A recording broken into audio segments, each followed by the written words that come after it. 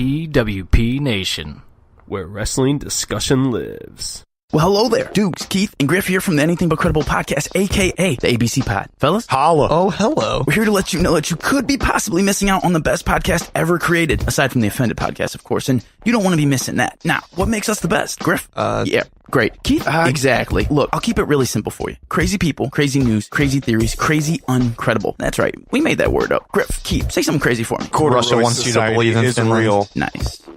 Look, you can find us just about anywhere that you get your podcasts, especially Apple Podcasts. Also, don't forget to hit us up on Facebook at ABC Pod. That's ABC POD. Twitter at _ABC Pod. And Instagram at ABC Podcast. Check in with us for a new episode every Monday and join the conspiracy to commit stupid. We will see you then. And shout out to the Offended Podcast. Adios. Later, guys. Like you more than a friend. What's up, everybody? Kyle Fauché here to tell you about my brand new podcast, the Going Off Topic podcast, brought to you by the Anything But Credible Network. On Going Off Topic, I look at all forms of media, from different real and theoretical angles that you don't usually hear about. From movies, to TV, to music, to sports, to gaming, to anything really. You never know what the topic will be, but you're guaranteed a new angle and a different conversation about it, that's for sure. You can find Going Off Topic anywhere and everywhere that you get your podcasts. Check out our social media feeds on Facebook, Going Off Topic with Kyle Fauché, on Twitter, going_off_topic, and don't forget about anythingbutcredible.com, where you can find everything for the pod, including the written blog post. That's right, we're carrying over the Going Off Topic blog to anythingbutcredible.com too. So check it all out there, and I'll catch you on the next topic.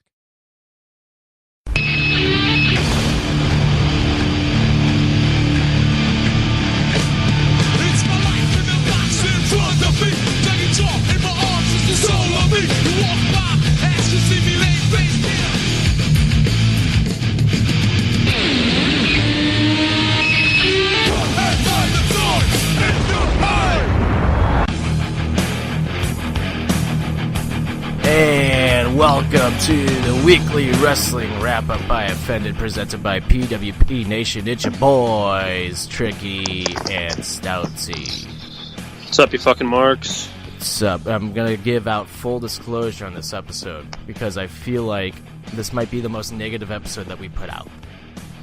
Yeah, probably. And we're normally pretty positive about wrestling and, you know, moving forward, but this week, it's just really boring, and I don't like. We've talked about this, I think, on every podcast we've done this week, and we're gonna get into like a full-blown discussion about it on Offended on Friday's episode, on just how pop culture, everything in pop culture right now, has been so intense and just so in your face, like with Avengers, Game of Thrones, playoff hockey. And wrestling is just like, hey, we're wrestling, and like, yeah, we're kind of boring right now.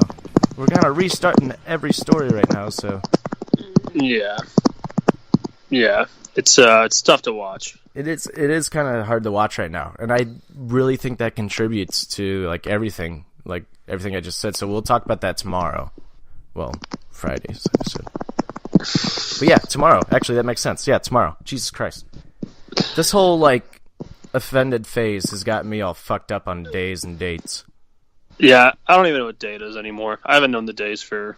Hey, it's gonna be May, or it's May. There was I don't think Justin Timberlake actually tweeted it, but it was probably a made-up tweet, and he just goes, it's Justin Timberlake Twitter. I hate May. Oh, fuck. Alright. Well... Should we start off with our 3 Money in the Bank matches? Yep, it's Money in the Bank month. Getting prepared for Money in the Bank. Trying really hard to get prepared for Money in the Bank month. But yeah, 3 matches. It's our matches of the week. Money in the Bank style. So, I guess with that being said, you want to start? Want me to start? You can go ahead and start. Alright, well, my first match this week is from 2017. I was actually in the attendance, because it was there in St. Louis. A match that a lot of people don't talk about at all. It's the New Day versus the Usos from 2017. It's kind of the start of their feud. Their 4-month feud. It ended in a disqualification or a count out, but that match was, it's typical New Day Usos match. Just fucking awesome. Yeah, I mean, that feud was. I mean, it's one of the best tag team feuds I've ever seen. Definitely. I forgot they kicked off in Money in the Bank. Yeah, it was. Was awesome. it actually on the show, or was it a It was on the pre-show show. match? It was on the show. Look at that. Would you look at that? Yeah, and then the SummerSlam match, the next month's match, was the pre-show match. I know, right? Makes sense. Right. Makes a lot of sense. Yeah, but that was the start of their epic rivalry. Was it the second time they rivaled? Was that the first time? Want to say the first time? I don't remember. I know they rivaled like when the Usos were like the like their heritage, like Usos. Yeah. But this, I can't remember if this was right after. Yeah, this had to be. Yeah, this had to be the first feud because New Day was on Raw, so that makes sense because this is their first like SmackDown feud. So were the Usos the heel Usos then at that time? Yeah, they had just turned heel, or they had been heel for a while. I think. Okay. I think the year previous, when the brand split started, that's when the Usos turned heel. Yep, that's right. Yeah, and they were the SmackDown Tag Champs for a while. Nice. Yeah, Good match. That's my first match. So my match is actually buzz. This match also involves the Usos, but it was a pre-show from 2013 Money in the Bank against the Shield for the tag titles. That was a pre-show match? Uh-huh. Really? It was on the pre-show, but it was like a pretty badass match. Well, yes, the Shield Do you remember versus that? the Usos. Yeah, for the titles. Obviously, I think the Shield won. But yeah, it was a badass match, and it was on the pre-show. I forgot that it was on the pre-show until I just looked it up. I wonder if that was around the same time when that was when the Shield was getting punished, and they lost on SmackDown. Their first loss was on a SmackDown when nobody watched SmackDown. Oh yeah, and that's when they put the Undertaker through a table, and they're like, "Yeah, we're punishing you now for doing that." And they're like, "It's not our fault that he's old, and we didn't do anything different." Yeah, dumb fucks. So stupid. I can't believe the Shield. That's just a weird thing to say. The Shield versus the Usos were on a kickoff show. Mm-hmm. For tag titles. That's insane. That's insane to me. That's literally insane to me. Yeah, it's just crazy that the Usos have obviously the Shield shouldn't have been on there, but the Usos have had so many pre-show matches that are just incredible. Over the last 5-6 years that. It's why did they keep putting them on the pre-show? Unless they were oh, well, it's going to be cool because it's the Usos and they put on a good match. It's no, you put them on the main card, dumbasses. Mm-hmm. See, if WWE still had, these kickoff shows, on a network, say, UFC, for example, or just have, Sunday Night Heat back, I would understand. Because you're trying to get people to tune into the pay-per-view. That was the whole point of the pre-show. You're trying to get people to buy the pay-per-view.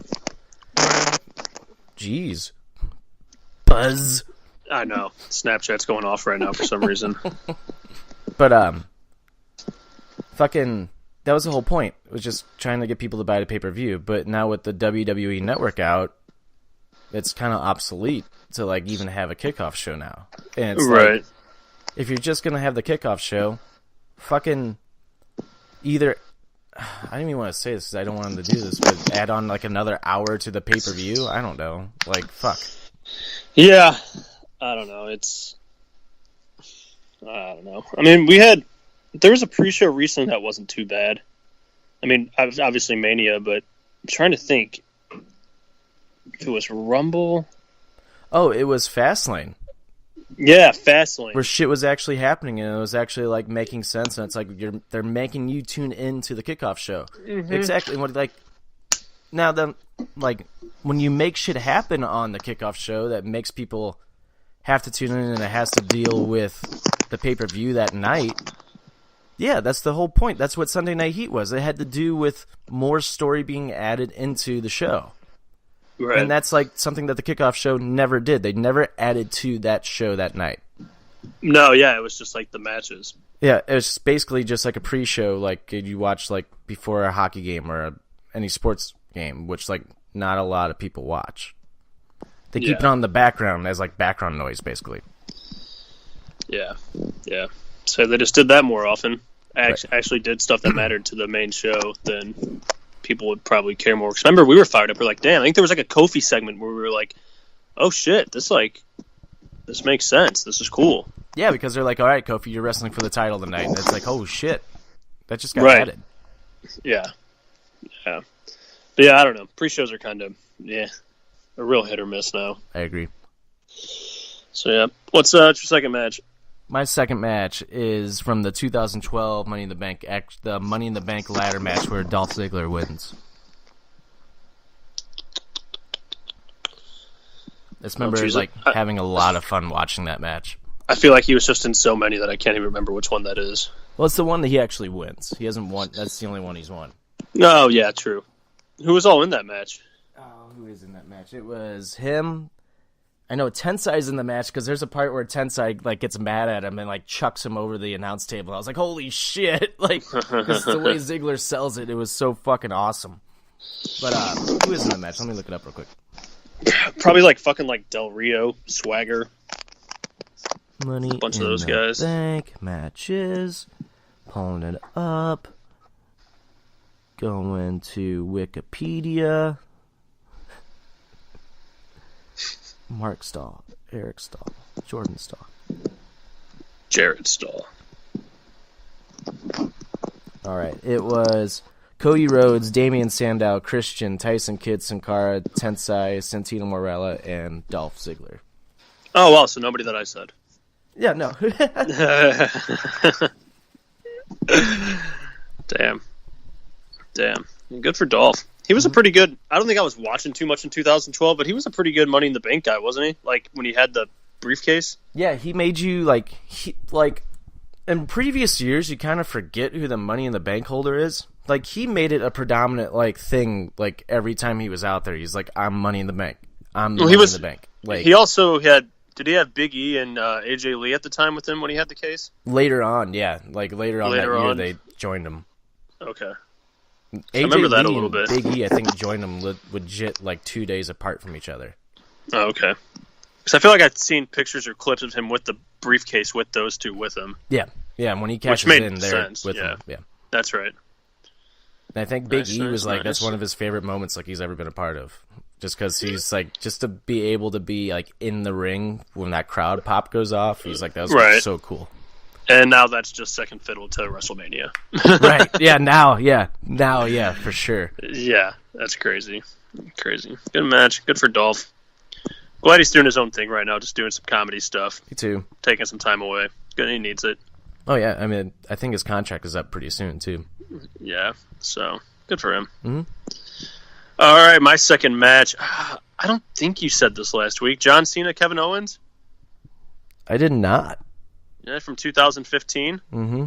It was probably other than the debut match that Kevin Owens had on Raw against him, I think this was my favorite match they had. Because I think they kept feuding after this. They did. My favorite was at Battleground the following month. Because that was in St. Louis, and I was there, and I saw it. Oh, yeah, that's true. So I'm biased. Yeah, that's when I was in Florida, and The Undertaker fucking decided to come back, and I was like... That was when I missed The Undertaker returning in St. Louis. I think, the next year I missed Sting return in St. Louis. That was the year previous. Yeah, I was like, God damn it, I, cannot catch a break on missing awesome things in St. Louis. It was terrible. You texted me. You're like, did The Undertaker just really fucking come back? I was like, yeah, because... And you were like, God damn it, I just missed Sting coming back or debuting, and I missed this. I go, yeah, don't come to any more shows. Cool shit happens when you don't come to shows. Ah, man, I was so mad. But, yeah, this Money in the Bank match, I just remember it being pretty damn good match. I think it's because I just wanted Kevin Owens to beat the fuck out of John Cena, so I was really just over Cena. I'm reading something here. Hold on. I think this is when Cena pulled out a couple of new moves. He might have did the springboard stunner. I think so. I think he was doing it for a little bit before that, but I think he brought it back in this match or something. He hadn't done it in a while. or maybe he did like the little like sunset flip power bomb thingy. Oh yeah, I think he did. And I was like, "What the hell is this?" Yeah, and people were like, "Cena's putting on good matches now." What? Like, yeah, that was kind of like, aside from Punk, obviously, this was kind of the start of like John Cena putting on like classic matches. Like, yeah, here we go. Both superstars brought out new moves from their arsenal, with Owens hitting Cena with a 5-knuckle shuffle and a moonsault from the top rope, whereas Cena retaliated with a tornado DDT and a sunset flip power bomb. I love how one of those is a tornado DDT. I know, hilarious. That's what, like, I literally said it and I pictured John Cena doing it, and it's just like this big block just doing a tornado DDT. It's like one of those wrestlers that like didn't move. Like you can't move like they're like the action figure that couldn't move like their arms. Yeah. I just liked this feud a lot, because I remember it was like Kevin Owens was like, he was kind of being able to go one-on-one with Cena on the mic, and it was just it's just Kevin Owens just being a badass. Well, he came in and beat Cena cleanly. Like, he's one of the first people to beat Cena cleanly, and I think it was like 5 years at that time or something like that. Yeah. Like, that's crazy. Yeah. Nuts. Mm-hmm. Nuts. KO, just the man. He is the man. But from that same pay-per-view, for me, my number one match this week was the main event of that Money in the Bank, and it was a ladder match between Ambrose and Rollins for the WWE Championship. Yeah, damn, that was a good match. Match is fucking awesome. That was when Ambrose was, like, on top of the fucking world. Like, over, man. Like, he probably should have won over in that match, to be completely honest. Yeah, I was just gonna say, wasn't like, didn't he go straight from that? Did he go into, like, the Bray feud after that? Yes, yeah. And I think that's when it was like, I can't remember. That was the end of his and Rollins' like 2-year feud. Yeah, that's right. Because then like Dean went into that feud, and it was kind of weird because both guys needed wins. Yeah, I felt like, and it was like when they just kept having like Bray would lose or like Dean would lose at like the wrong time, and it just didn't. I think that feud kind of fucked with their characters a bit, because it was like, man, those guys... I mean, the feud's awesome. Like, I'd love to see that, but they needed to be in different feuds to where they were, like, getting the Ws to build them up. I'm trying to remember now, because... Or was it Roman and Bray at first? Because now that I'm thinking back on it,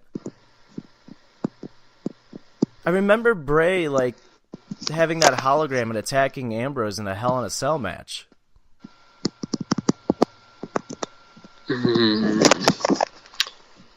Oh. Was this the second time they feuded?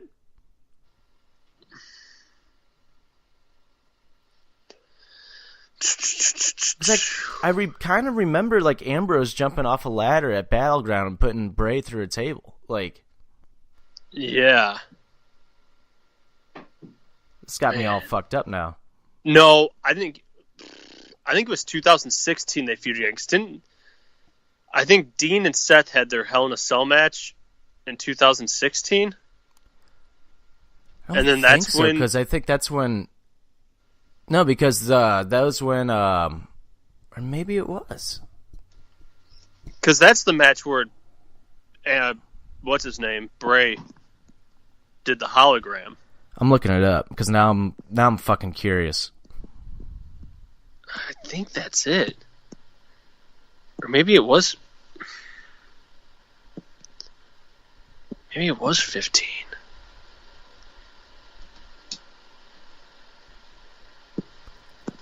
So the Money in the Bank match was not the end to their feud. I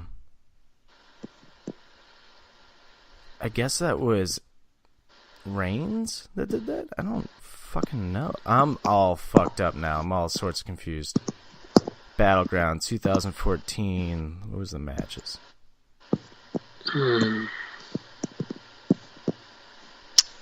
That says no. That's the year previous. Jesus Christ.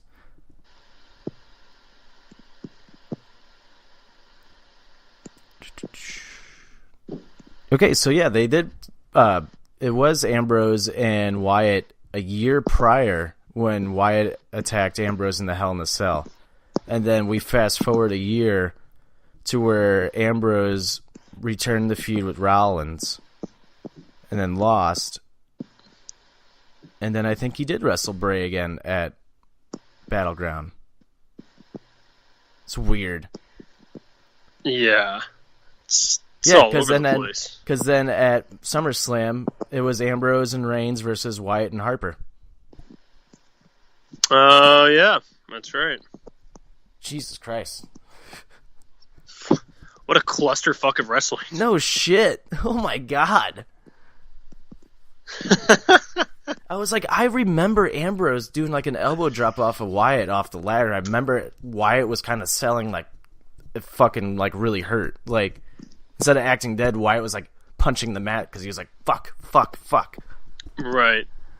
Oh yeah, I do remember that. Jesus. It's weird how like my memory works with wrestling. Like, it's weird. Just fucking too much bouncing around for me. Shit. Well, and fucking the Battleground pay-per-view always just like I've never really liked. Yeah. And it just always messes me up now, especially now that we got like Money in the Bank's first now, and I keep thinking like, wait, when was Money in the Bank? It used to always be like 3 years ago. in the middle of summer. Yeah, it was like June. Mm-hmm. It was always June or July, and now it's like right after WrestleMania, which I kind of like in a way because, I mean, that's what I wanted to talk about actually right before we went into our our like weekly wrap up. But so I'll get into why I like it. But what's your last match?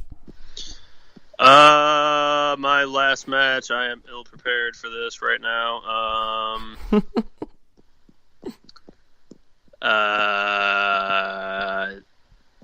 Jeez Louise. Oh, I'm looking through. For some reason, Money in the Bank 2016 clicked a bell for me. Trying to think of a match from there. One sec. I'm looking. Mark Stahl. Eric Stahl. Jordan Stahl. I'll throw this one out there. The Fatal 4-Way Tag match from 16 with New Day, Gallows and Anderson, the Vaudevillains, and then two guys, Enzo and Cass. You know those guys? Who? Enzo and Cass. Who? They used to like come out and kind of do some weird stuff. Who Joey Janela wants to beat the shit out of? Haha, yeah. I would love to see it. And he should. But I do actually remember that being a pretty intense match. Was that the match so that Enzo got hurt? No, I think it was at Extreme Rules, and I think they redid it at Money in the Bank. That's right. I think so. That's right. Because I think this was the... No, this didn't start the reign for New Day. When did they start their reign? The year-long reign? Yeah, that like started like a was it SummerSlam? SummerSlam 15, I think. 15? Mm-hmm. That's right. Yeah, okay. Now I remember this match because this was pretty close to SummerSlam because this was June. And I remember thinking they were going to lose because I thought they wouldn't like make it a whole year or something like that. Mm-hmm. Yeah, it's just the New Day. And fucking Gallows and Anderson when they used to matter. Oh, wait. They're back. Fuck Enzo. Fuck Cass. Yeah, nice little fatal 4-way tag match. I didn't have I didn't have a third one prepared. I couldn't think. I figured I just shout out my boys, the New Day, for I don't know. Man, that's crazy. The Vaudevillains no longer people. Yeah, Enzo and Cass. Aiden's just announcing on 205 Live now. Yeah, Simon Gotch is an idiot. Yeah, he's a fucking asshole. Like. Yeah, he's a fucking just jerk off. Like he's a jerk off. Like, and when I met him at Starrcast, he was like, "Who the hell is this band? They suck. They're fucking terrible. I would never have this band here." I'm like, "You're a pleasant person, Simon Gotch." Like, and I'm like, "You're full." And I wanted to kind of, I wish I would have said like, I think you know who they are because I mean they sing like everybody's theme song. Like they sing Dolph's, Miz's, Cody's. Like, come on, come on. I know you're not trying to be a mark, but I think you know who they are, Simon. You're a pleasant person, Simon. He's a fucking douchebag. Oh yeah, he's the one that cut that like whatever promo about WWE after he left or something. Yeah. Wasn't he? Yeah, he got fired immediately. He got fired, like, no, like, warning. There's, like, you're fucking gone because you're being a dickhead. Like, Like, apparently, like, he was such a dick backstage that it wasn't, like, to the point of, like, they couldn't do anything to him, but they were just, like, they were getting annoyed, and they had, like, I forget what he did exactly, but he did something backstage, and like, all right, you're done, bye, like, see you, bye. Yeah. And then, of course, then when Enzo started acting out, because they didn't like each other, right. And he was like, see, I told everybody, and it's like, no, you're still a dick. You're just like, right. You both are fucking idiots, and just get away. Like, go fight over there. Like, yeah, just leave. You're not going to be anything anyway. Get out of here. Worked out for Aiden English for a bit. Yeah, for a little bit. It's Rusev Day. Anyway, what I was going to say about Money in the Bank was, though, real quick, is that I kind of like it after WrestleMania, because Money in the Bank was always like a reset on like the wrestling stories anyways. Right. So if you're going to reset everything, might as well keep it all together and just keep it all within the same month, like right after Mania. True. Very true. That's what I kind of like about it, because I've always thought it was kind of like everything after Money in the Bank was kind of like, it was different, it was changing, and like it gets you set for like SummerSlam or whatever. Yeah. Now, in a way, this could get us set for the summer and then go into SummerSlam. True. So is there no Backlash pay-per-view anymore? No, that got canceled, and now it's I forget what it's called. They said there's a new name for it. But it's kind of like, if you're going to have Backlash, it should be after WrestleMania or SummerSlam. Like, yeah, that's what Bowman said. He goes, so is there just no Backlash? Because Backlash is where you're supposed to like have the like rematches or like the revenge stories. But I was like, I don't even know if they're doing it anymore. What are they going to name it? Great Balls of Fire? Well, in a way, it's like with the Superstar Shakeup, it makes Backlash kind of obsolete, and that's kind of the dilemma they ran into last year. Is where they had the shakeup, and now you're still having these matches, though, at Backlash that were, like, intertwining both shows. So I understand it from that perspective, why you move Money in the Bank to here then, too, because it's basically, it's a reset, it's a reboot on all the stories. Mm-hmm. Yeah. And, of course, you have, like, your main, like, championship stories you can move forward with, but other than that, like, everything else is being reset. Right. Yeah. See if it works out. Mm-hmm. So let's get into the wrap-up this week. Big story coming off last night. We're starting off with a bang. We are starting off with a bang, because I want to start off with a bang because everything else is going to be negative. So, Uncle Dino is dead, but Jon Moxley is back, baby. What a fucking video. I know. Just breaking out of like a prison. Like, he's like, I'm out. I'm free. Like, what do we say to Vince McMahon's insane asylum? Not today. Not today. Not today, brother. Yeah. Jon Moxley's back.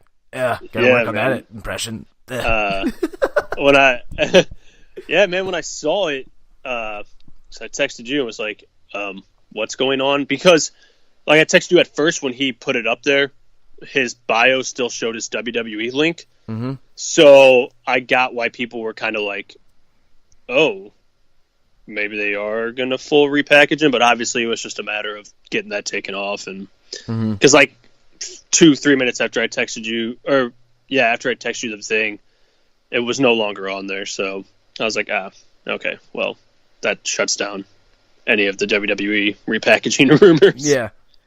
No, they wouldn't repackage Ambrose too, because he's fucking part of the Shield. So it's like, it'd be that's dumb. A character like you just can't repackage, in my opinion. No, it's like if you couldn't I guess you could somewhat repackage Dean Ambrose and just make him be Jon Moxley, just without the name, and still be a lunatic, pretty much. But which is what they should have let him do, but they just did a PG version of it.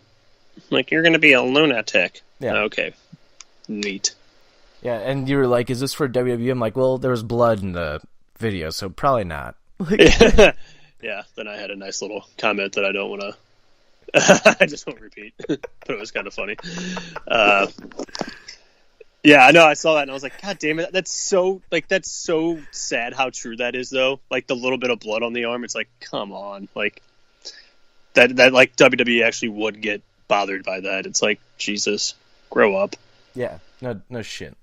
But this makes me wonder. So obviously, I think he did it on his own, and I think it was just him just telling everybody, "Look, Jon Moxley's back." Yeah, I think so too. I don't think it was for like any promotion yet. However, I could see him maybe going to a couple like independent promotions here and there, just popping up, kind of like what everybody's doing for AEW right now. Mm-hmm. I just see him going to AEW. Like that's just, I just see him going there because I think fucking, if memory serves me correctly, I thought there was something that Cody said that he likes working with Ambrose, and I know Moxley, I'm going to call him Mox. I'm just going to try so hard not to call him Ambrose anymore. But fucking Moxley and Jericho get along really well. So that's I think that's your selling point right there. Jericho's just going to like get on the phone with him and be like, "Hey, come work for us. We got you." Yeah, definitely. And I know Cody like came out a couple weeks ago and was kind of like, this isn't just like we're not just looking for like free passes for WWE guys and stuff like that. That's not our thing. But obviously, when you have someone, like Jon Moxley, it's like you're not going to pass that up. Right. You're going to go for some guys if you can get them and they're going to make a difference. Yeah, for sure. But yeah, I mean, I think you're right. I think he'll pop up on the indie scene a little bit, and somebody did point out in that video there was the dice that said 2-5, which is the 25th. That's the Double or Nothing date. The dice said 2-5 on there? Yeah, the dice. The one dice was a 2 and the other one was a 5 that he walks by. Oh. So, yeah. I guess we're all just a bunch of marks thinking he's going to AEW, JCD, aren't we? Meh. How come nobody wants Goldberg to go there? Shut up.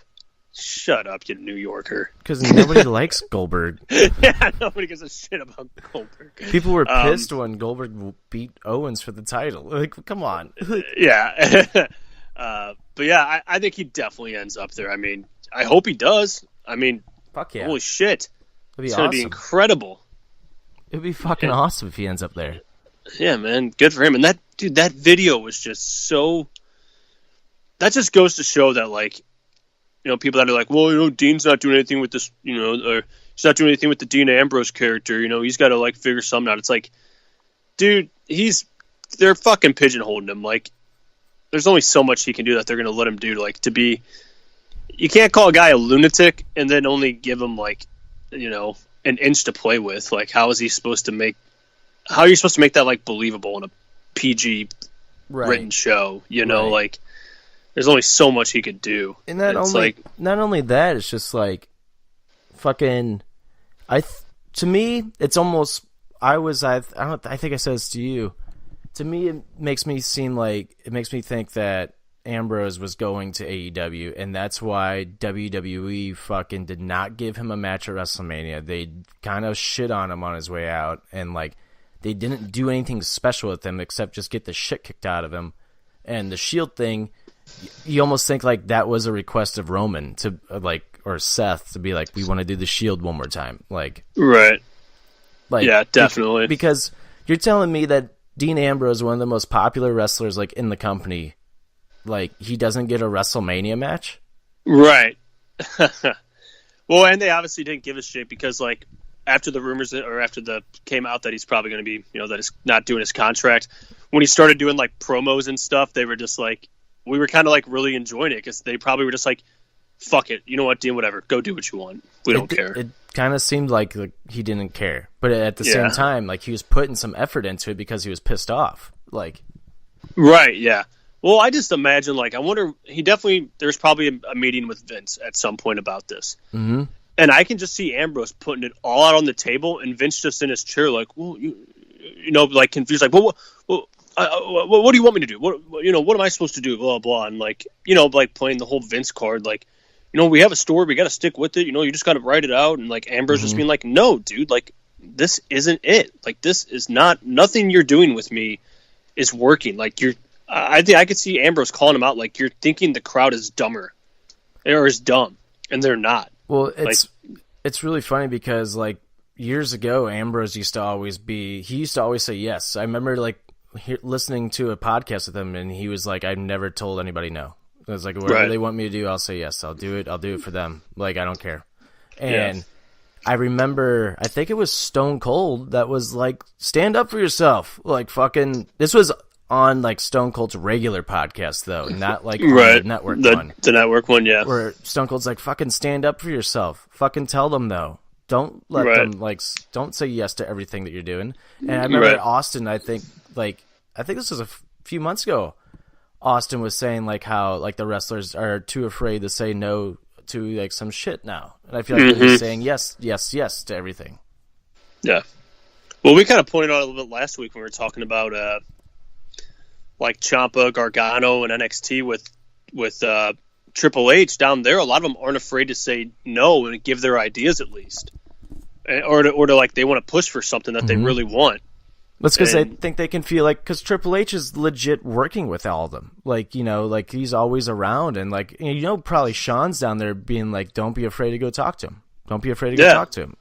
Yeah, exactly. I mean, they always say like, hey, you want to have a relationship with Vince, but I think some of them just think that is like, oh, being able to say hello to him or like joke around with him. It's like, no, you gotta fight for yourself. Cause like Vince, I get, you know, Vince makes the final decisions and maybe he has his finger on the pulse of everything. So he says, but wrestlers have their own mind. They have stories they want to be told that can be really good. They know more from a wrestler aspect than Vince, I think, a little bit. That like, this is where I want to go. This could possibly work. I have somebody that we want to work together, and I think we could tell this cool story. And I think Vince doesn't know all of that.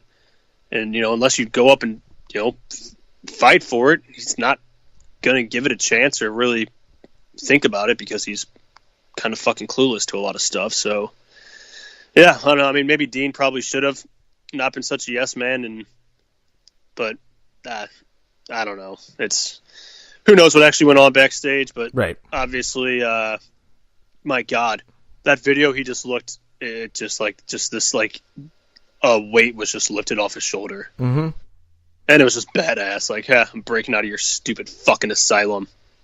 Right, yeah, he's like, it totally what that last promo was. He was like, I'm free, I'm out, like, yeah.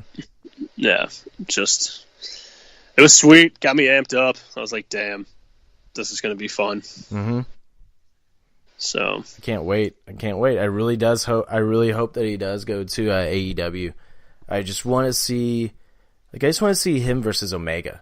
And I want to see, like, him versus like the young. I just want to see, like, I feel like him versus the Elite would just be a fun like story. Like, yeah, it would.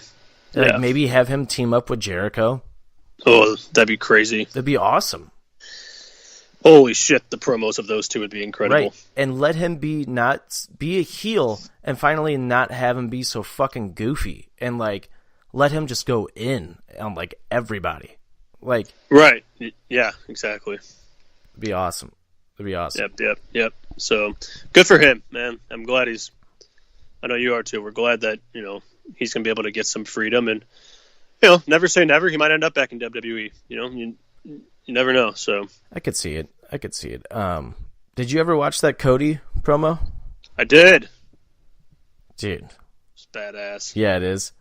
I love awesome. when he's like, sure, The Rock was electric, but is it anything? And with all of his rhymes and all of his sayings, but was it anything better than what Punk said on that stage? I'm like, ooh, I'm like, is Punk coming to AEW? No, Punk actually. There's a tweet a little bit ago that came out. He is going to be commentating for some type of MMA thing. Oh, he is? Yeah, that's what I saw. So, but I think he needs to get out of the MMA world. I do too. I don't think it's his cup of tea. I don't care if he doesn't wrestle either, but I don't know. Maybe like start your own comic book thing or something. I don't know. I just miss him in wrestling. Like, he's too good, like, not to be wrestling. Like, and you know, you don't have many years left, like, wrestling. He's getting up there in age, so it's like, it's now or never. Right. Yeah. I don't know. He's just too good. He's just so fucking good on the mic. Like, that's what I really miss him on, is the mic. Yeah, dude, his storytelling was just incredible. Yeah, but that promo by Cody Rhodes was it was awesome. It was good. It was like that perfect that he walked the line perfectly of like reality and the wrestling world. Mm-hmm. I love that he's like, I'm not here to kill my brother. I'm here to kill the Attitude Era. I'm like, yes. Yeah, yes. dude, I loved when he said where he's like, yeah, you guys paved the road, but then you put the speed limit at 35, and you were afraid for anybody to fucking put their, the pedal to the ground or something like that. I was like, it's kind of fucking true. Yeah, it is. It's fucking awesome. Katie was sitting here, and Katie just goes, wow. Like she said wow like 3 times at the promo. I'm like, you're gonna be the biggest fucking mark for AEW once this starts. And like, I know. And at the rate that WWE is going right now, I might be as well. I mean, I probably will be, but just like, you're probably gonna be watching Raw one day, and she's gonna walk in and be like, "Oh, you're still watching this crap, you fucking mark." Like AEW's where it's at. And she's gonna like throw a fucking tomato at you, and you're just gonna be like, "What the fuck, man?" AEW or Riot, Todd. AEW or Riot. Yeah. You're going to call me like, I need help. I need help right now. She's scaring me. What did I turn this sweet girl into a monster? She's brought down barbed wire, and she's like over here like just laughing, putting herself through a fucking table. I don't know what the hell's going on. We've gone through 9 tables this month. Oh, man. Cease and desist, motherfucker. Yeah. What does that even mean? I'm just making dinner. Holy fuck. God damn. That's great. What a world. Yeah, man, I don't know. I think AEW just it's double or nothing. I think I don't know, man. If I'm WWE, I would be paying attention to AEW and seeing what they're doing, because I think what WWE is doing right now is, it's like we had Mania and it was fantastic, and now it's like crap. We are back to square one, which we didn't think was going to happen. And AEW is all the talk. Aaron said it the best. He hasn't been this like disconnected from wrestling, or like felt like so like just not like interested in wrestling since like 08, 09. And I'm like, fuck, I am kind of getting like that with Raw. Like, yeah, I don't care to watch like at all. Yeah, and I mean, obviously, we think a part of it has to do with the NHL playoffs, but even still, like, I don't even care. I wasn't even like, I didn't care to look on Twitter at anything. I don't know. And then some dumb mark on Twitter I saw was like, "Oh yeah, well, that's what happens when you don't have Brock around." I was like, "Shut up!" Oh yeah, God, Jesus Christ! Like, no, shut up. Sorry, we didn't even care about that. We cared about Kofi and Bryan. Like, yeah, no, this is here. You dumbass Mark. This is what happens when you don't have Bryan around anymore. Like, yeah, no kidding. I guess he's hurt. Yeah, he's not like hurt. He's just like kind of just recharging a little bit. Yeah, I don't blame him. Fuck, he was running hard for fucking. Yeah. I told you, it was like before Mania. I was like, man, he's been some of his matches taking some like crazier and crazier bumps that I don't like. That's Ring of Honor Daniel Bryan. Like, that's the Daniel Bryan that would go 110%. Yeah, I mean, don't like I like what he like. I didn't like it as in like I just don't want him to get hurt. Not that like I didn't enjoy or like think what he was doing was great in the ring. Obviously, it was fucking awesome the way he wrestled. But I was just like, man, just please don't push it too far. Like, I know you're healthy, but like damn it, just don't. Please don't get hurt. Yes, like I love what you're doing. This is awesome, but damn it, if you took it back a little bit, I wouldn't be mad. Right. And the thing with WWE right now is what I don't understand. It's like they have such a talented roster from bottom to top, like legit filled with some of the best talent in the world. Right. And you still can't put on good programming. And that's nothing against the wrestlers.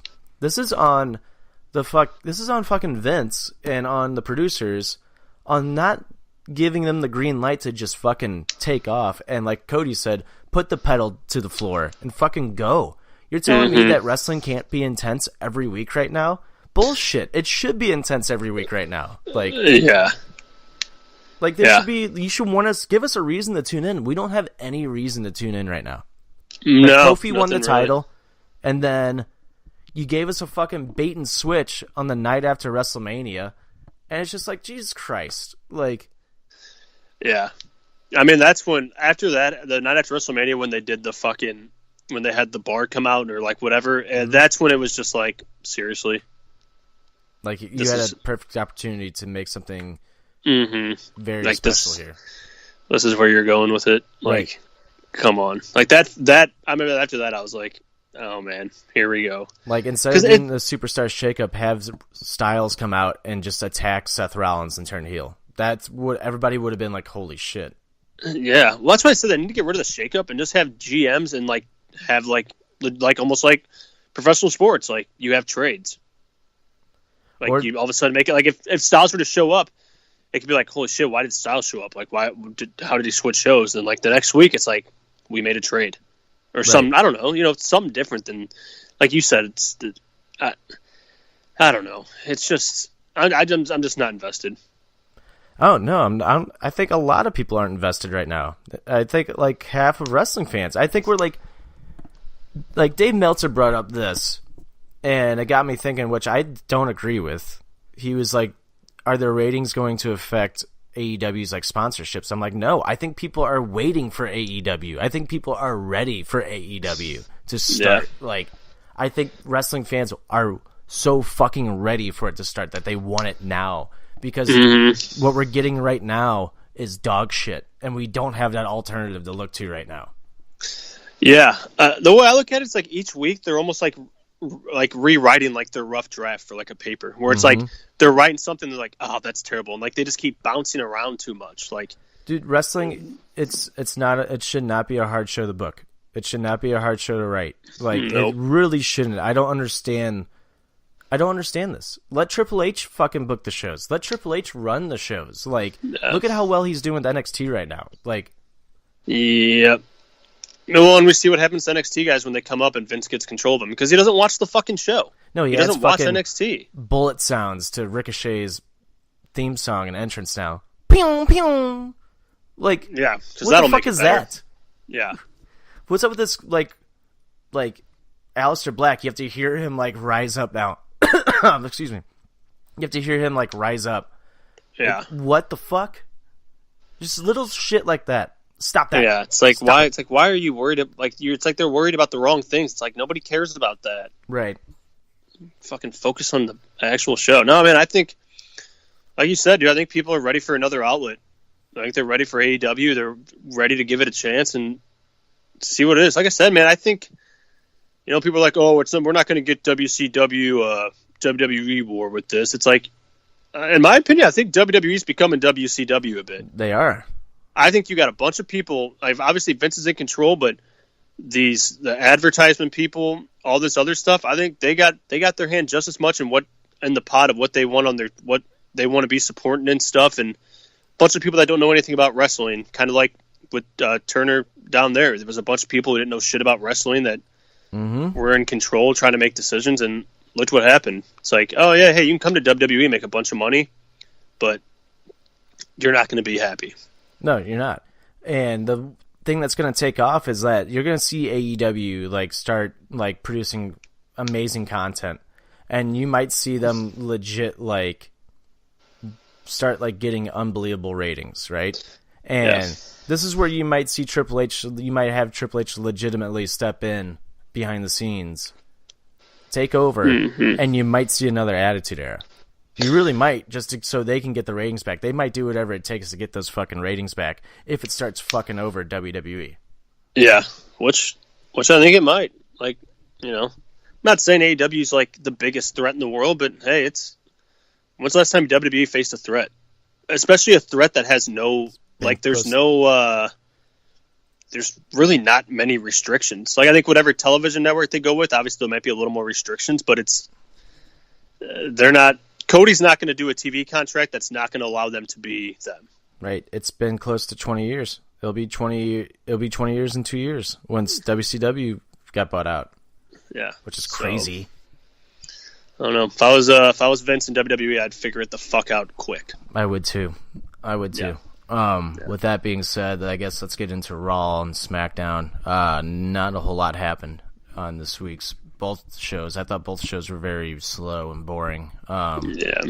Becky, I thought, was the best part of both shows.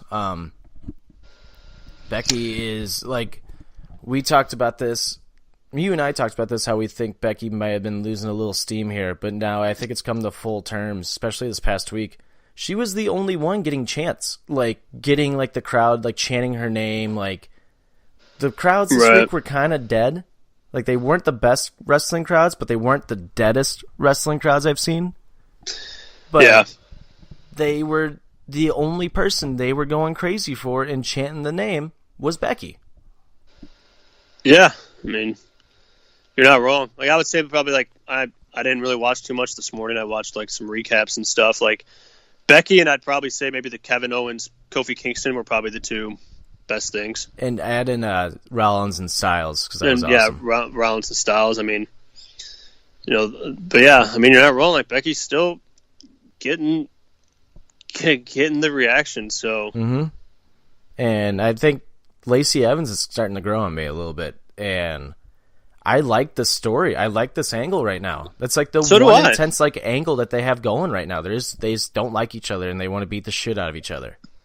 Yeah, somebody made a good point about Becky Lynch where they were like, you're not bored of Becky Lynch, it's just that, like, you're used to it kind of by now almost. Not, like, used to it as, like, in a bored way, but, like... She needs a different angle. She needs somebody else that can match her intensity. And Lacey Evans is kind of matching it a little bit in terms of, like, standing toe-to-toe and not being afraid to stand toe-to-toe. Like... We need somebody else that can go like head to head with Becky. Sasha would have been the perfect person to put against Becky. Yeah, definitely. But yeah, I'm with you. I think Lacey's held her own, especially physicality wise and on the mic even. Yeah, she's pretty good on the mic. I was cracking up at what Becky said to her when the referees were pulling them away. Becky, like the camera kind of got her saying it, like faintly saying it, but she goes, "Get in the kitchen and make me a sandwich, bitch." Yeah. Did you see on Twitter? I think Lacey Evans tweeted her and said something about like I'm paraphrasing. It was like, I did this and that, and I cook for my family, blah blah, because I'm a woman. This is what I do. And then at the end of it, she said, "Oh God damn it! What did she say?" She made a spelling error, and Becky Lynch just perfectly executed Twitter as usual. Hold on, let me find it real quick. If you have anything you want to say about Becky, go for it while I find this. I love Becky. Becky's the best. Becky's the man. Oh, okay, here we go. So, Lacey Evans goes, "Sweetheart, I've been making sandwiches, raising babies, and feeding my man the whole time you've been striving to be successful in life.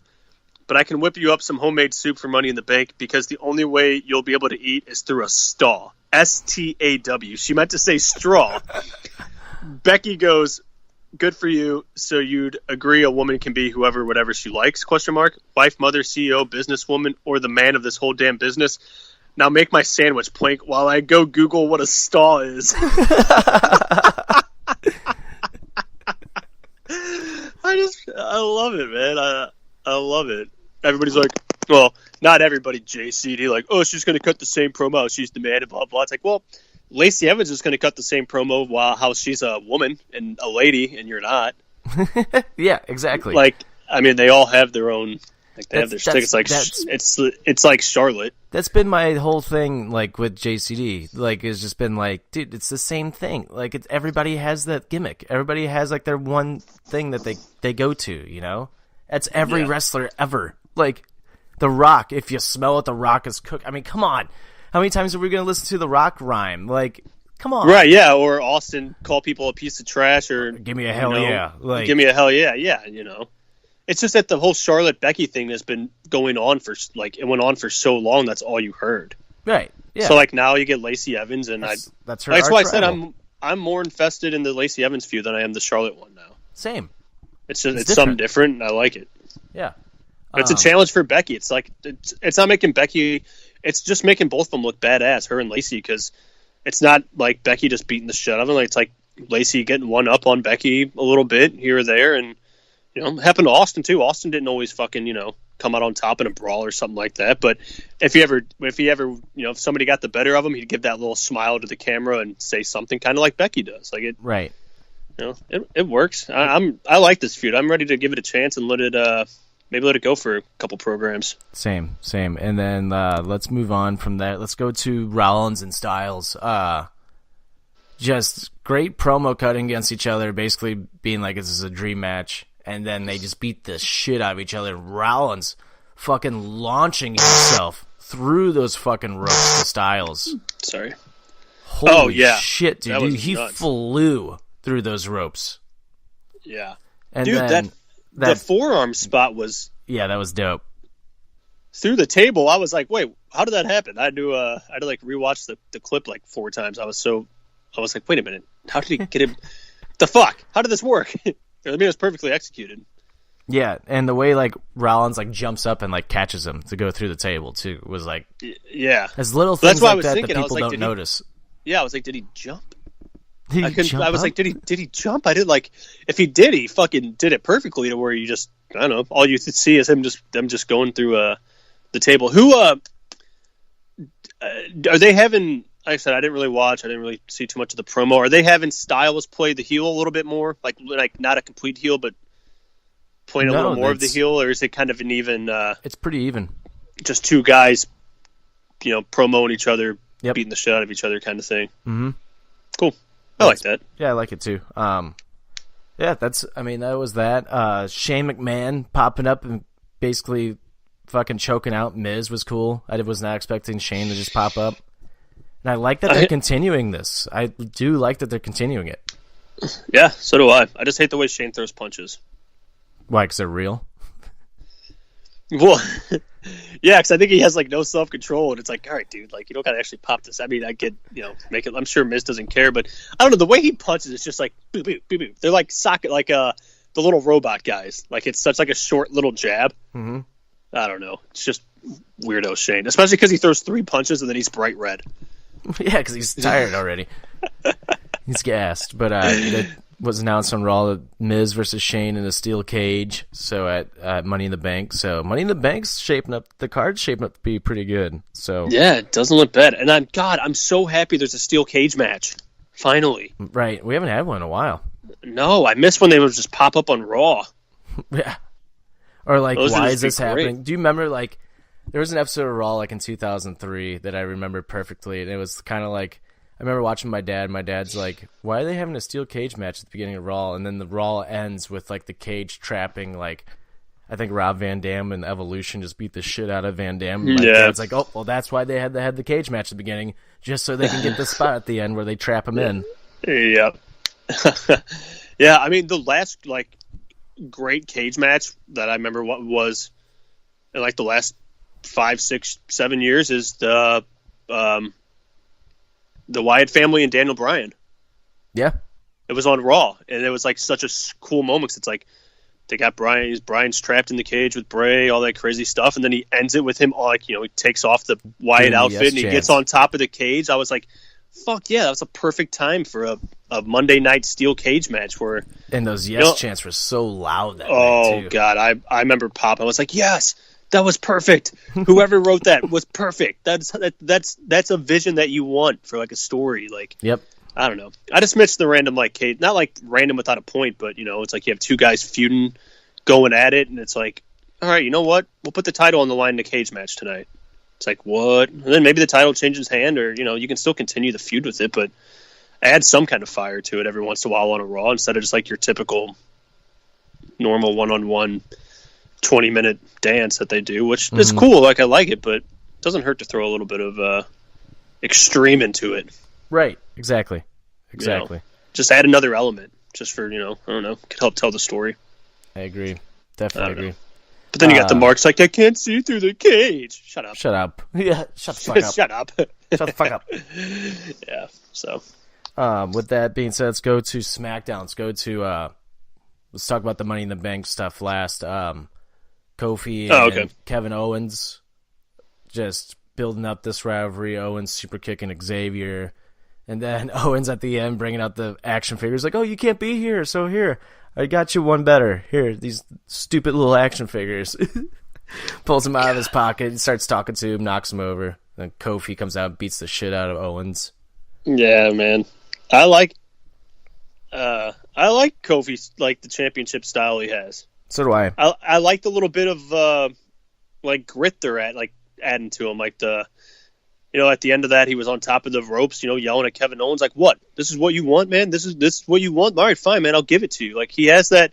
This Kevin Owens feud's perfect for him. So I think it's going to bring out that little more of a badass, I guess the so-called regular tough guy champion that everybody wants to see. It's almost like when Mick Foley would wrestle like Triple H. Like, it brings out that a little bit of a new element to him, and I don't know. I like it. I like it that he's not a regular, the typical champion that everybody has been used to.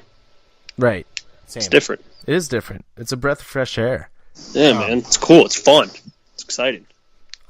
So we got that moving forward, Money in the Bank. And then we had sad moment on SmackDown, the Hardy Boys giving up the tag titles. So Jeff needs surgery on his leg, so... Is that because that Lars Sullivan douchebag hurt him? I don't actually think so, Mark, but I think he got hurt doing something. I think he got hurt at a house show wrestling, but that's what they said on SmackDown. Nice, subtle Mark comment. Is that Bobby Lashley hurt Kevin Owens? Okay, that was bad. That one was bad. I'll admit that. Well, I just fucking hated him. I don't know. It would just make me mad if that's how they legit, like, that's what caused the injury, because of some trying to fucking do the whole big guy and Tim be like, I beat up everybody. But obviously, I'm sure Jeff got hurt in another way. God, yeah, that's sad. Mm-hmm. I was looking forward to that little title run. Oh, well. Maybe Matt Hardy joins the Firefly Funhouse now. That thing's just awesome. I love it. Oh, yeah. Me too. It's the Ramblin' Rabbit. The Ramblin' Rabbit. Who sounds like a 30-year smoker. Right. And speaking of Bray Wyatt, I just want to point this out. He tweeted out a couple of years ago, Randy Orton did some pretty bad stuff to me. He destroyed my temple, uncrowned me as the champion of the world, caused my brother to abandon me, and betrayed my trust. Worst of all, he didn't say he was sorry. But I forgive you, Randy Bobanders. And they put up a gif that just says him going, wowie, wowie. Did you see what Orton tweeted to him? I was about to say, here's what Randy Orton tweeted back. Randy Orton said, "You had WWE spend $2 million on a photo projected bugs. What do you expect me to do at Trailer Park Boys? Bo fucking bandy over in and out. Hashtag House of Horrors." I loved Randy's response. Dude, Randy's in a mode where he just doesn't give a shit anymore. Like, well, he can get away with it. Yeah. And it's entertaining as shit. I like it. Yeah. Why not? Be a dick. Dude, it's great. Everybody already thinks you're a dick anyway, so all right, fine. I'll be a dick. Yeah, exactly. It works. Yeah. Aside from that, SmackDown had some good matches this week. The tag match with Ali and Balor versus Orton and Andrade was really good. But this is, again, WWE falling on the let's just have matches instead of telling stories aspect that, like, I think needs to kind of, like, chill out, like, a little bit on. Like, let's get the stories back. But, yeah, other than that, that's what it is. Let's get into Money in the Bank. Let's see. I feel like I'm missing one thing that happened. Maybe Sami Zayn cutting another great promo. Yeah, that was like the one thing I caught Tuesday. I liked the promo. I like what he's been doing. I think if they go like 2 more weeks of that, I think people are going to be kind of like, okay, we get it. Like, you hate us. Mm-hmm. Like, I think somebody needs to come out and either try to shut him up or they need someone to get into a feud with. Right. So I think if they go on, I mean, that'll be 2 more weeks. That'll be almost a month, maybe a little bit more of him doing the same kind of spiel, which it works. I like it, but now's the time I think you got to bring in the crowd hero to have him battle against or something. So that's just my opinion. Like, I don't think it's bad or anything. I just hope they don't overdo it. Yeah, same. Yeah. Sami Zayn. He doesn't like people. Well, I don't like myself coming back to him. He's wrestling on the Saudi Arabia show.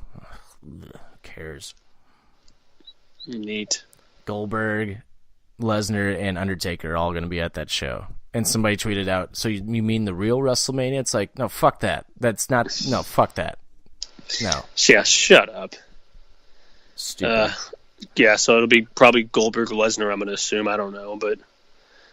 Oh, and Lesnar's apparently not doing UFC, so now people are like, is he going to come back? And it's like, I really fucking hope not. There is a rumor that he might be retiring. Might be retiring from WWE as well. Cool, do that. Do that, please. Yeah, I don't know. The Saudi Arabia show, I don't know. I get why they do it, but also it's just like... And Roman said he's apparently not interested in going, so... Dude, if I was some of the wrestlers, I wouldn't either, because I feel like that, like, whatever they want to call it, a pay-per-view, whatever, it doesn't mean anything, and they waste too much time on it on Raw, and I think it just gets in the way of storytelling, It honestly. does. Like, I feel like any of these big, like, little whatever shows they've been doing... They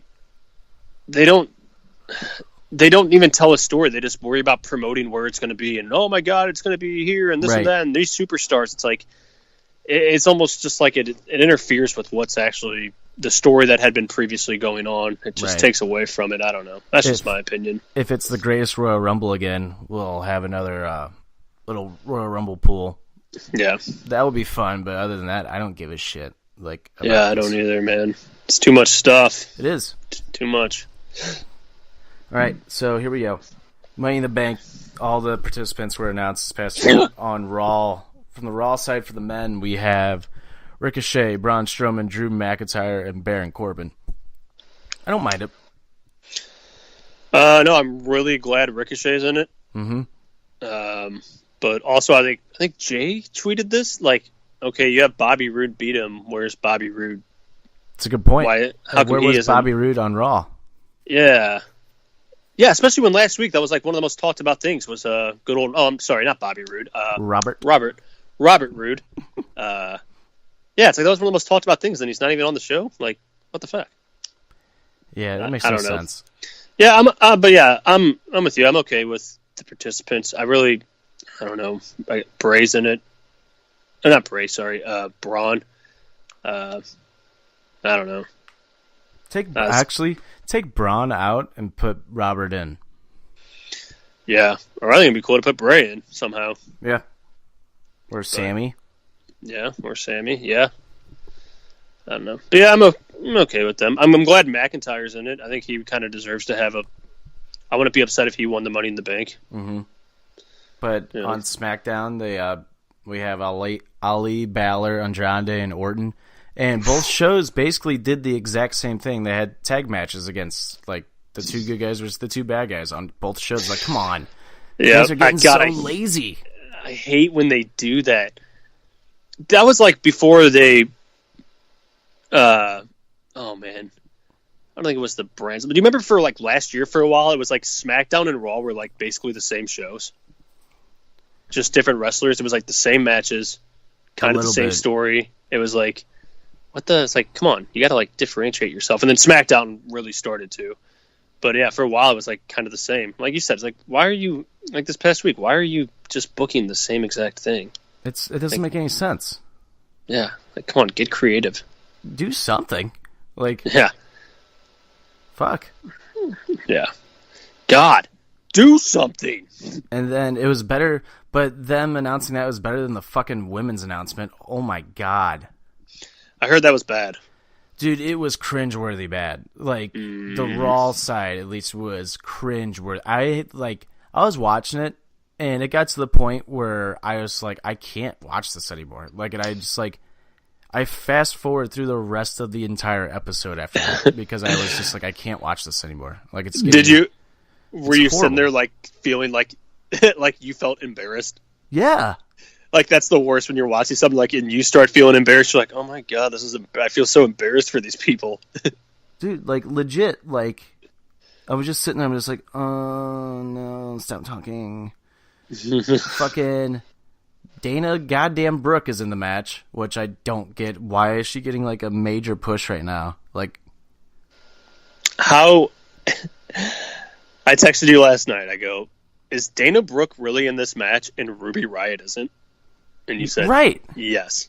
Like, what? How does that make any sense? Or anybody in the Riott Squad, what did those three do backstage to piss somebody off that not one of them is in this match? Right. Ruby Riott should be in this match. she should be talked about as being a potential winner of this match. Yep. How is she, but then you put fucking plastic surgery Dana Brooke, who cuts a shitty promo. She does her exclusive backstage. She's like, people don't see it, but I am working just as hard as people that are working. I'm working too.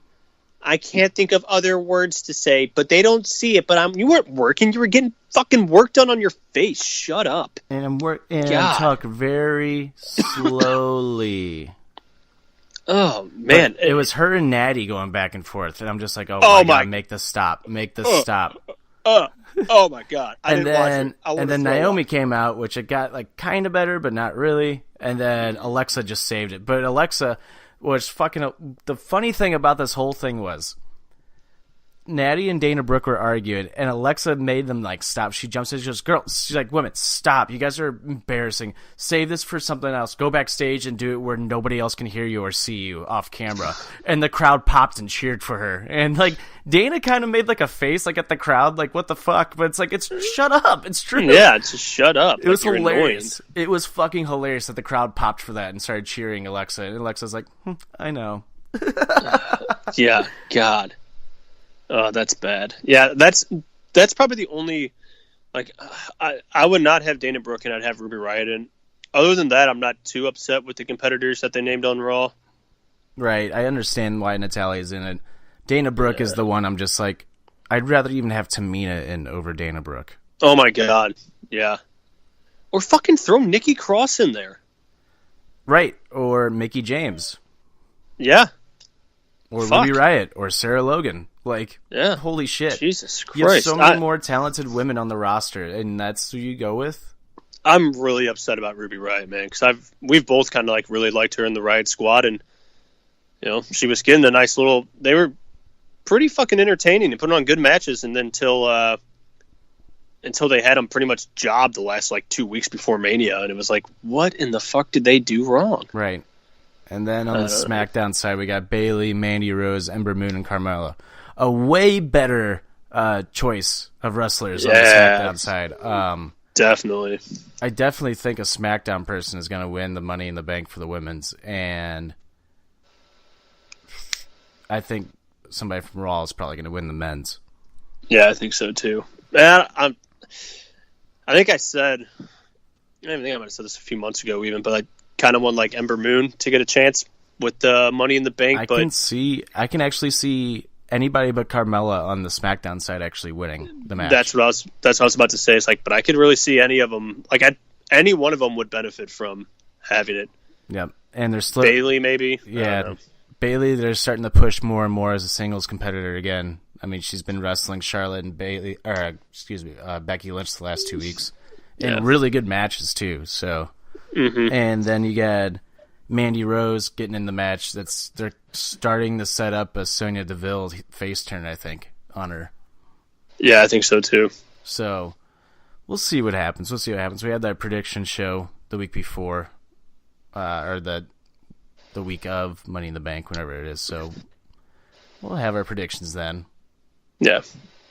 Anyway, all right, that just about does it for the wrap up this week. You want to hit him with 1, 2, 3? Yeah, I will. Number one,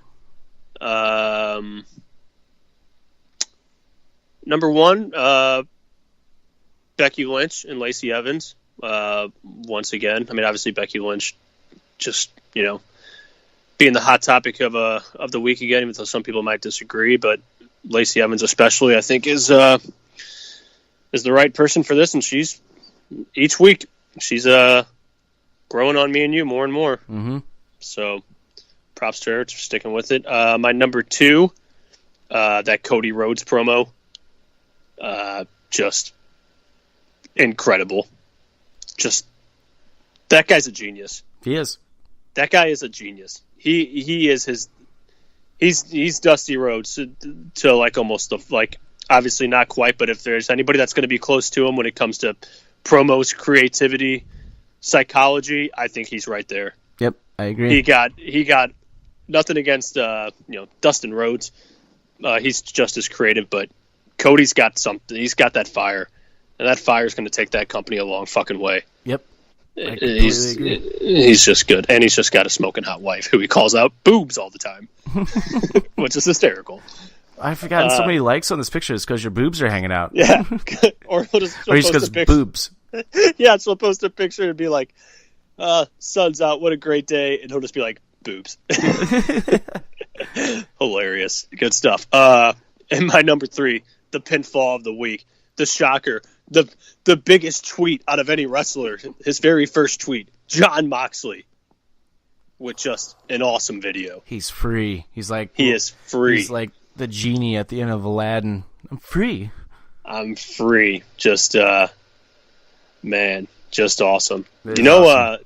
I forgot to say this earlier, but somebody pointed out in that video that there's a hound dog, kind of chasing after him. Mm-hmm. The Hounds of Justice trying to, bring him back. But he gets away. Yeah, little Easter eggs there, Todd. Yeah, so fucking this Mark. video was very well done. Oh, I like yeah. it. And I'm with you. I think this was Ambrose production. Yeah, I do too.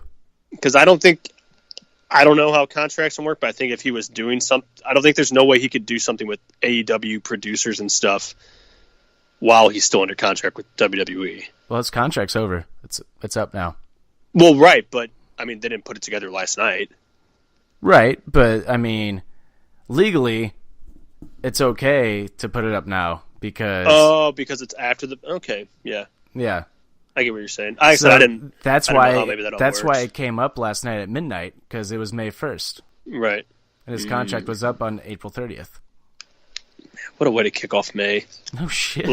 I loved it, man. I loved it. Yeah, go back and watch it again and pay attention for the dice, and then I think like the little hound dog's supposed to be the thing. There's blood though, so I don't know if you want to watch it. Yeah, I can't. I just gotta stick to PG programming.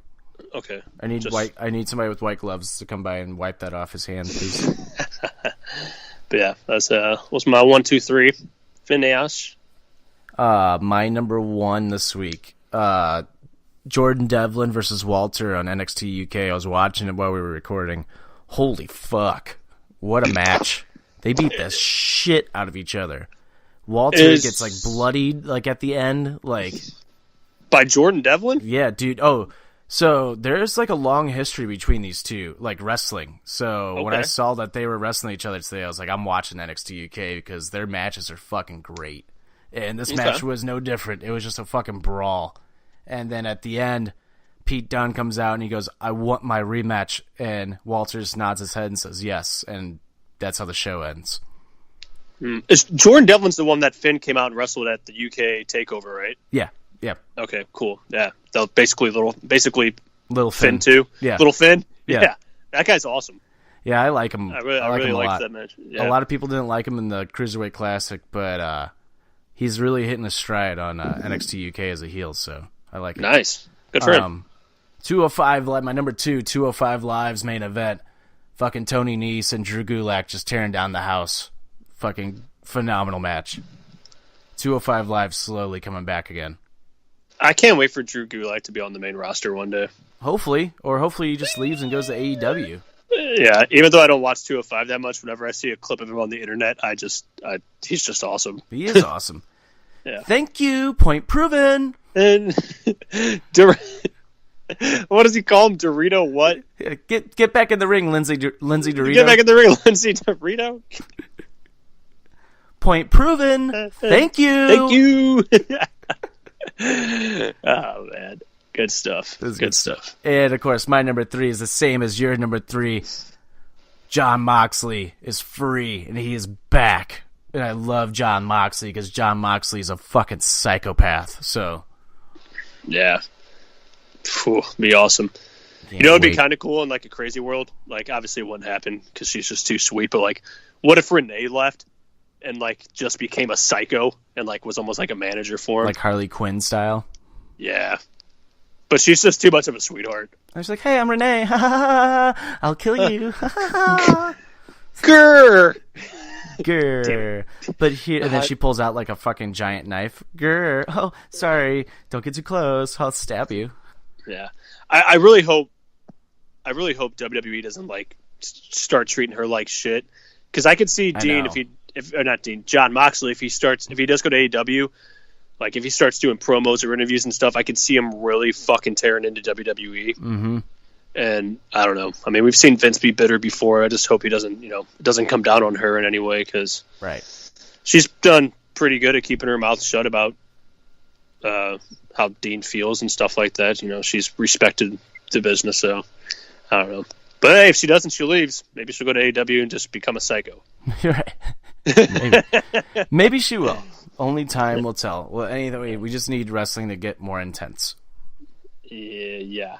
But until then, if you want real intense, you should check out our hockey talks. Yeah, baby. That's where all of our passion is. It is. It really is. And we got the Blues tonight. Game 4. Let's go Blues, baby. Let's go Blues. Big game could be a big win for us. So, and if any St. Louisan goes to Ballpark Village today and sees the fucking Stanley Cup, I'm not friends with you anymore. Yeah, don't touch it. Don't touch it. Don't even look at it. Don't touch it. It shouldn't be there.